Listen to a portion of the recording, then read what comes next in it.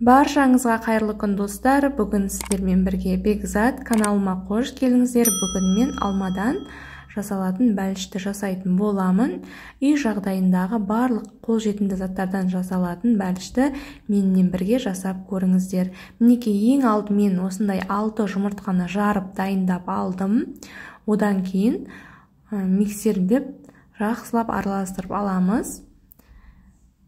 Енді үстіне қант қостым. Енді жұмыртқа мен қанттың жақсылап араластырамыз ерігенше.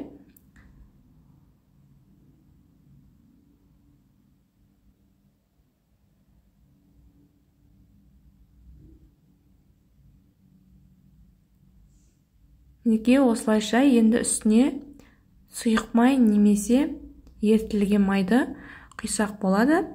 Қанша қосу керек барлығын төменге қалдыратын боламын. Мінекей жұмыртқа, қант, майды осылай араластырып жатырмын.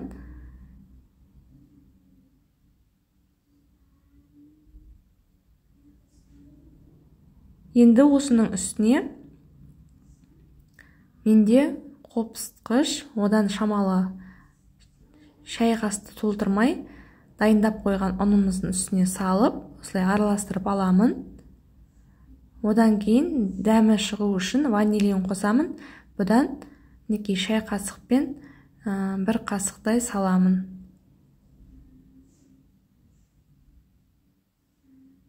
Енді осыны жайлап үстіне себелеп өткізетін боламын.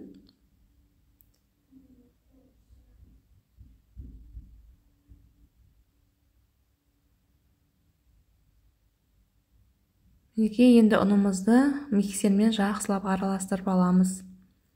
Біздің массамыз қатты қою немесе қатты сұйық болмау керек. Орташа массада болып шығуы тиіс.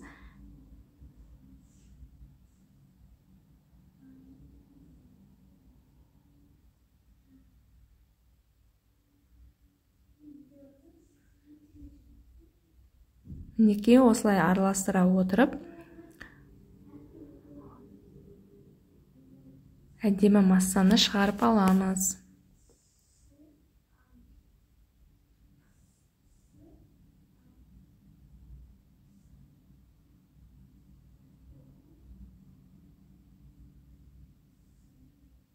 Өте оңай жасалу жолы. Сіздер де жасап көріңіздер. Күнделікті шайға өте керемет болады.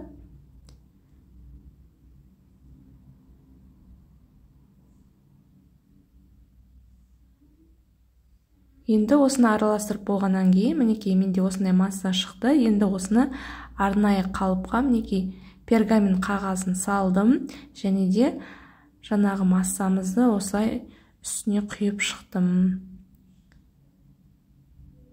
Барлығын қырып, осылай құйып шықтым. Енді осының үстіне қазір мен кесілген алмаларды орналастыратын боламын. Мінекей алдын ала турап алдым, жіңішкелеп барлығын енді осылай барлығын қаз-қатар қойып шығамын. Содан кейін 180 градуста 30-35 минутқа пісіріп алатын боламын.